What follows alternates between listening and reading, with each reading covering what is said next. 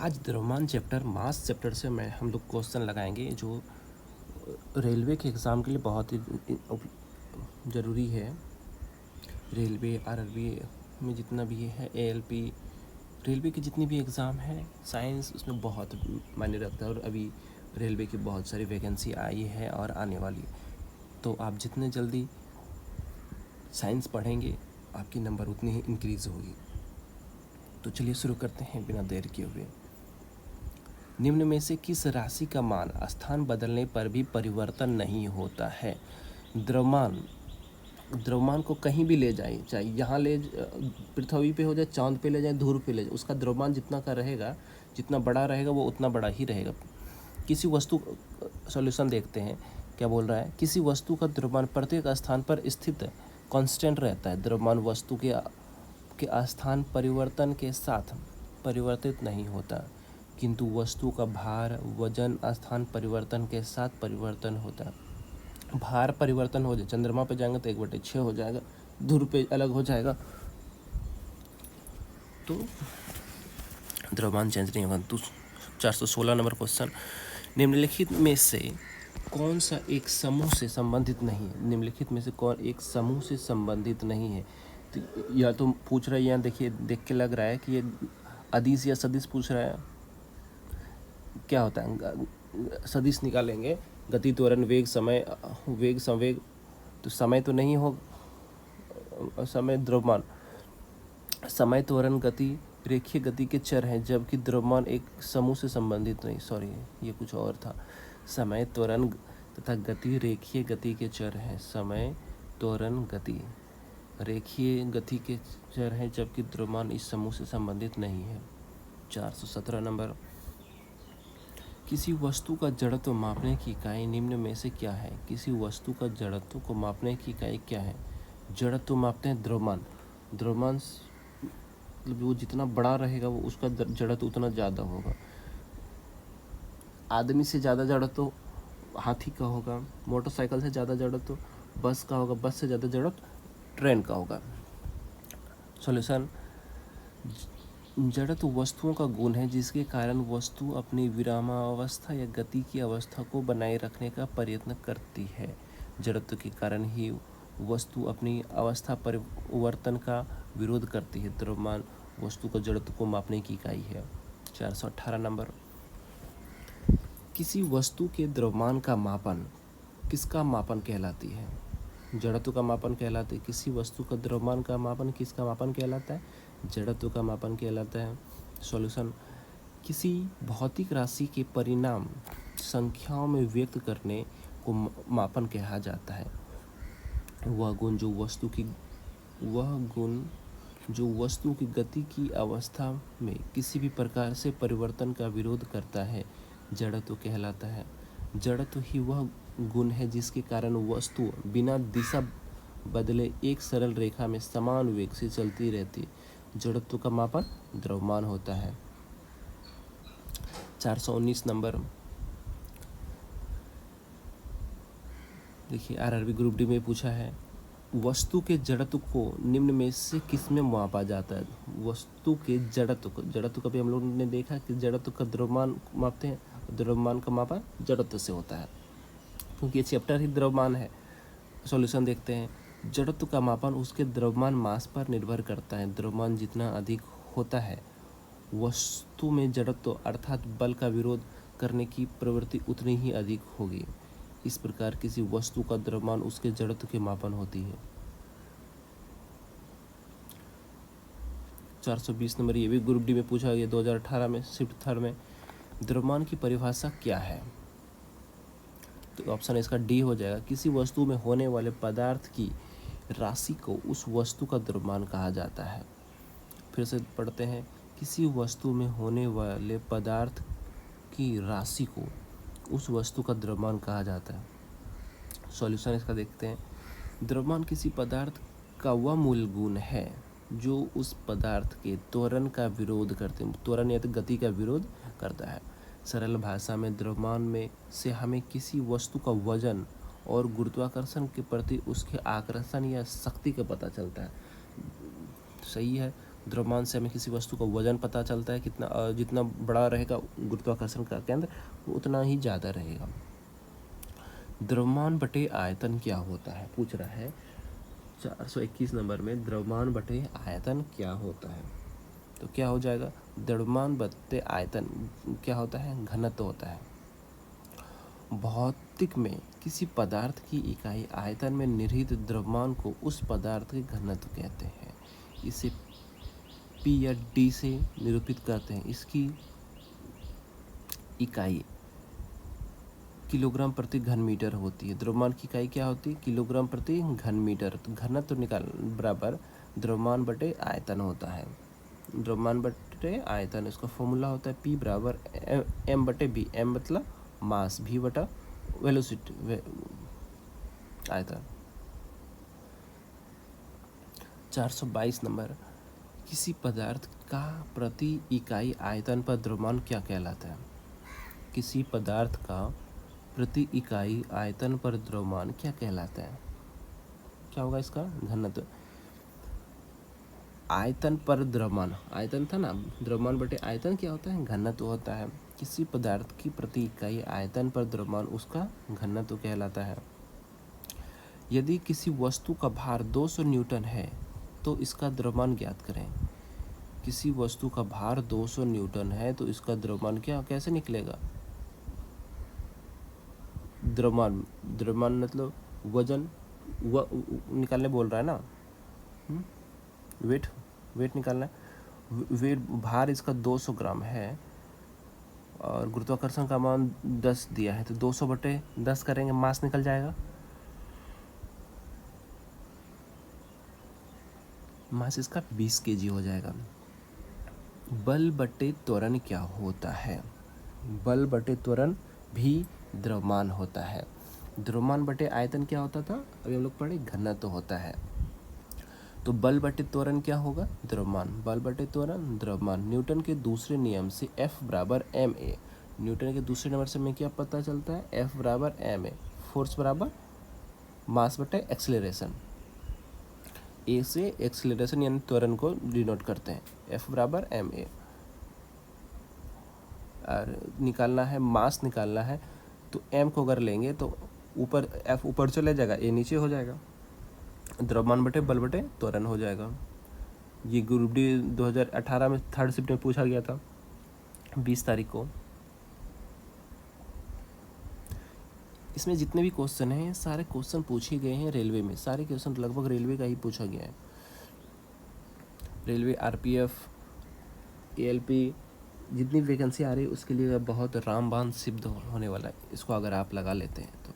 425 देखते हैं, निम्नलिखित में से कौन त्वरण के मान को गुरुत्व के कारण प्रभावित नहीं करता। निम्नलिखित में से कौन त्वरण के मान को गुरुत्व के कारण प्रभावित नहीं करते। तो ये द्रव्यमान प्रभावित नहीं करता, क्यों, तो इसका सॉल्यूशन देखते हैं। किसी पिंड का द्रव्यमान उसके त्वरण के मान को गुरुत्व के कारण प्रभावित नहीं करते। यही कारण है कि जब अलग अलग द्रव्यमान की वस्तुओं को मुक्त रूप से नीचे छोड़ा जाता है तो उन पर समान त्वरण कार्य करता है। क्या पूछा है, जब किसी, सॉल्यूशन फिर से पढ़िए इसको। किसी पिंड का द्रव्यमान उसके त्वरण के मान को गुरुत्व के कारण प्रभावित नहीं करते। यही कारण है कि जब अलग अलग द्रव्यमान की वस्तुओं को मुक्त रूप से नीचे छोड़ा जाता है तो उन पर समान त्वरण कार्य करते, समान त्वरण कार्य करता है और समान वेग से नीचे गिरते हैं। 426 नंबर नोमरिकल है, 450 न्यूटन भार वाले लड़की का द्रव्यमान क्या होगा। मैंने क्या बताया था, द्रव्यमान क्या होता है, चेंज नहीं होता, लेकिन क्या भार वाली लड़की का द्रव्यमान न्यूटन में दिया है ना, न्यूटन मीटर में, तो क्या लड़की का भार कितना है, वेट बराबर 450 न्यूटन, और वेट बराबर क्या होता है, मास बटे ग्रेविटी। 450 इधर है और मास क्या है हमको नहीं पता, ग्रेविटी 10 होता ही है, 10 से 9.8 ले लिए, यहाँ 9.8 लिए, अगर हम लोग 10 लेते तो कितना आता है इसका, 45, 9.8 से ही लिए, गुरुत्व का जी बराबर 9.8 मीटर स्क्वायर से लिया है तो 45.9 आया। 450/98 तो 45.9 हो जाता मास। 427 नंबर देखते हैं। एक वस्तु का भार 980 न्यूटन है। एक वस्तु का भार कितना है? 980 न्यूटन है। यदि गुरुत्वीय त्वरण 9.8 मीटर पे इसमें दे दिया है, ग्रेविटी 9.8 मीटर सेकेंड स्क्वायर है, तो वस्तु का द्रव्यमान ज्ञात करें। तो क्या होगा? 980/9.8 दे देंगे तो 10 निकल जाएगा, और एक जीरो हटा देंगे तो एक जीरो और हो जाएगा, 100 हो जाएगा। 9800 को 98 से भाग देंगे तो 100 kg हो जाएगा द्रव्यमान वजन। 428 नंबर। किसी ऑब्जेक्ट का डाइस नियत है और स्थान बदलने पर वो नहीं बदलता। मैंने सबसे पहला क्वेश्चन यही था कि द्रव्यमान चेंज नहीं होता, किसी भी स्थान पर द्रव्यमान बराबर रहता है। सॉल्यूशन क्या बोल रहा है देखते हैं इसको। किसी पिंड या वस्तु में द्रव्यमान की जितनी मात्रा क्वांटिटी होती है उसे वस्तु का द्रव्यमान मास कहते हैं। द्रव्यमान का मास कहते हैं। जबकि वस्तु की पृथ्वी पर जिस बल से अपनी तरफ खींचता है उसे वस्तु का भार कहते हैं। द्रव्यमान सदैव नियत कांस्टेंट रहता है और परिवर्तित रहता है, जबकि भार गुरुत्वीय त्वरण पर निर्भर करता है के कारण परिवर्तित होता है। वस्तु को किसी भी स्थान पर ले जाने पर द्रव्यमान अपरिवर्तित रहता है। 429 नंबर देखते हैं। किसी पिंड का संवेग 50 kg मीटर सेकेंड इनवर्स है और वेग 5 मीटर सेकेंड, उसके पिंड का द्रव्यमान क्या होगा? संवेग 50 kg मीटर सेकेंड इनवर्स है और वेग 5 मीटर सेकेंड है, तो उस पिंड का द्रव्यमान क्या होगा? ये आरआरबी ग्रुप डी 29/10/2018 को पूछा गया। तो इसका क्या होगा? मास हम लोग कैसे निकालते हैं? एम बराबर मास बराबर पिंड का वेग, संवेग 50 है तो मास बराबर m/v होता है ना, एम भी। तो m तो पता नहीं है। अब वेग 5 मीटर सेकेंड है, टोटल 50 है, तो इसको डिवाइड कर देंगे तो 10 kg निकल जाएगा।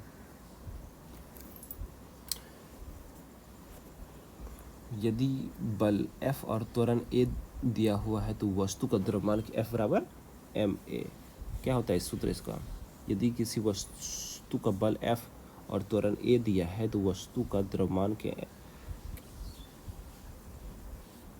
अगर मास निकालना हो तो F बराबर ma, F बराबर ma।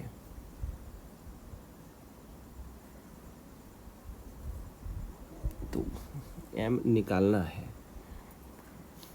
तो m को अगर इस साइड करेंगे तो F बराबर a हो जाएगा या a बराबर F होगा, है ना। F बराबर a हो गया।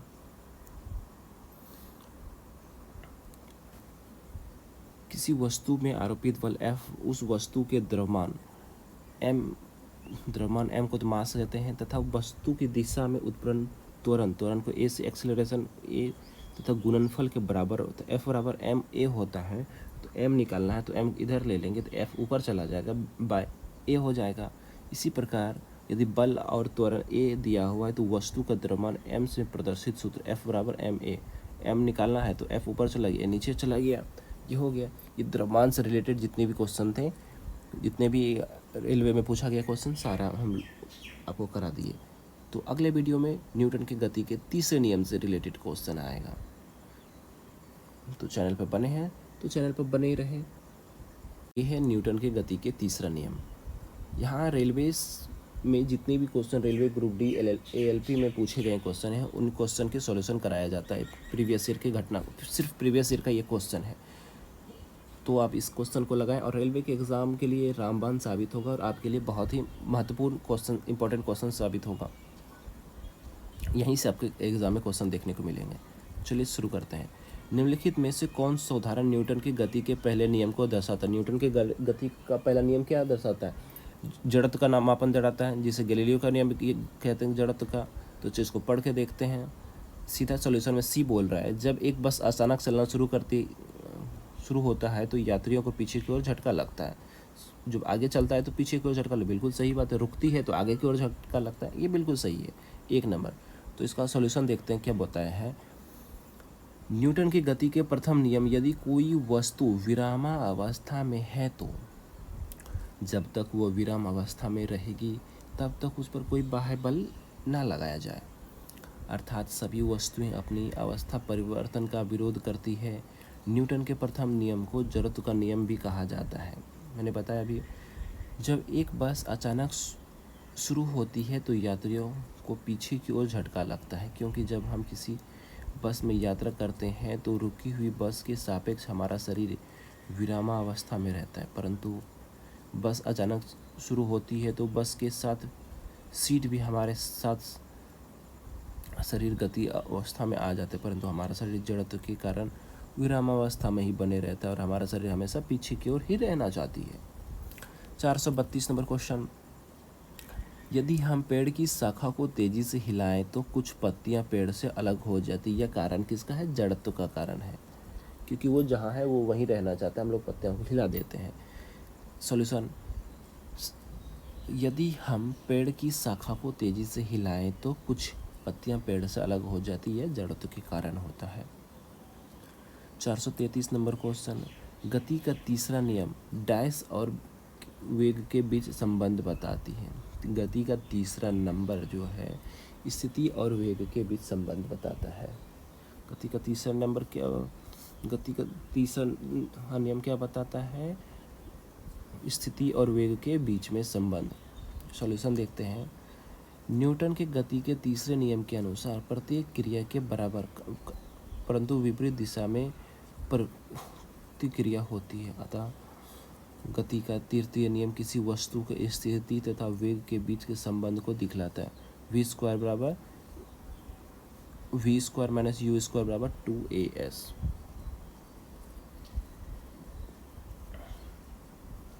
434 नंबर, 3 kg के एक पिस्टल से 180 मीटर सेकेंड वेग से एक 40 ग्राम की गोली क्षैतिज रूप से चलाई गई तो पिस्टल की प्रतिघाती वेग कितना होता है? ये तो न्यूमेरिकल क्वेश्चन है। तो माना कि पिस्टल भी मीटर सेकेंड से वेग पीछे हटती है, प्रश्न अनुसार पिस्टल का संवेग माइनस गोली का संवेग, बड़ी mv बराबर माइनस छोटी mv। 3 kg है तो 3000 ग्राम बटे v, और इसको कैसे माइनस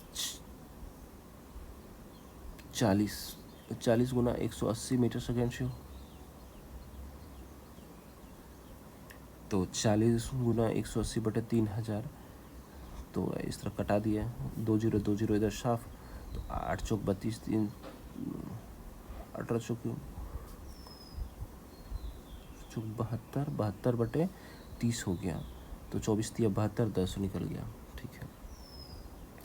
किसी वस्तु के संवेग परिवर्तन की दर बल की दिशा में आरोपित संतुलित बल के समानुपाती होता है। इस नियम को क्या कहा जाता है? फिर से क्वेश्चन पढ़िए।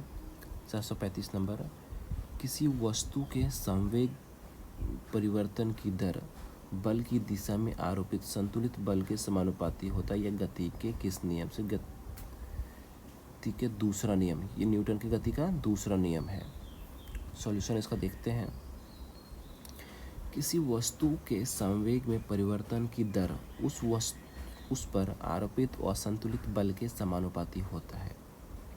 इसे न्यूटन की गति का द्वितीय नियम भी कहा जाता है। उदाहरण, क्रिकेट खिलाड़ी द्वारा तेजी से आती गेंद की कैच करते समय अपने हाथों को पीछे की ओर ले जाना। सर आइजैक न्यूटन ने गति विषयक 3 नियम का उल्लेख किया है पुस्तक प्रिंसिपिया। किस पुस्तक में किया है? पुस्तक प्रिंसिपिया में किया है। पहला नियम जड़त्व का नियम, दूसरा नियम संवेग का नियम, तीसरा नियम क्रिया प्रतिक्रिया का नियम। क्रिया प्रतिक्रिया के इसी नियम से रॉकेट उड़ती है।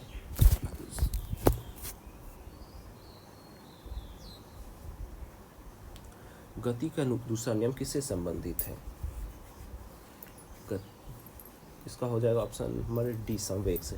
गति का दूसरा नियम संवेग से संबंधित है। गति के दूसरे नियम के अनुसार किसी वस्तु के संवेग में आया बदलाव उस वस्तु पर आरोपित बल के समानुपाती, उस वस्तु के बल के समानुपाती होता है तथा समान दिशा में न्यूटन की गति के दूसरे नियम से तथा समान दिशा में घटित होते हैं। समान दिशा में क्या होता है? घटित होता है। न्यूटन की गति के दूसरे नियम से F बराबर dp/dt, जहाँ F बल होता है, P संवेग होता है, T क्या होता है? समय होता है। न्यूटन की गति के दूसरा नियम, न्यूटन की गति का दूसरा नियम क्या बताता है? दो परस्पर प्रभावी वस्तुओं पर बलों के बीच संबंधों, न्यूटन की गति का दूसरा नियम क्या बताता है?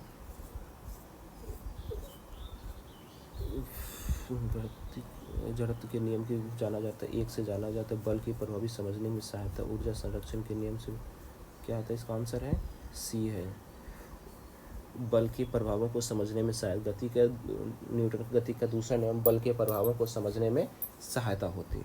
इसका सॉल्यूशन देखते हैं। किसी वस्तु के संवेग में परिवर्तन की दर उस वस्तु पर आरोपित बल के समानुपाती होता है। संवेग परिवर्तन बल की दिशा में होता है, संवेग परिवर्तन बल की दिशा में होता है, अर्थात न्यूटन की गति का दूसरा नियम बल के प्रभावों को समझने में सहायक। न्यूटन की गति का दूसरा नियम बल के प्रभावों को समझने में क्या होता है? सहायक होता है।